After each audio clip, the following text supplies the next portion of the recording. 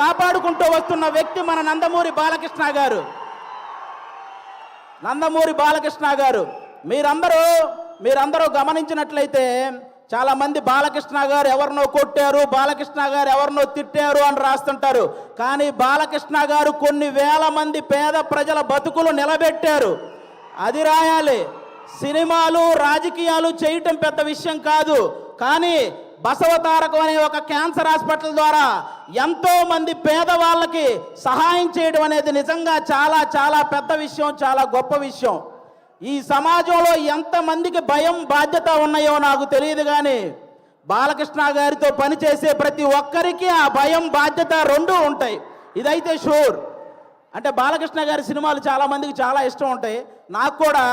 నాకు చాలా సినిమాలు ఇష్టం. అందులో సార్ బొబ్బిలి సింహం అనే ఒక సినిమా సార్, మీరు వైట్ అండ్ వైట్ పంచకట్టుతో నడుచుకుంటూ వస్తుంటే వెనక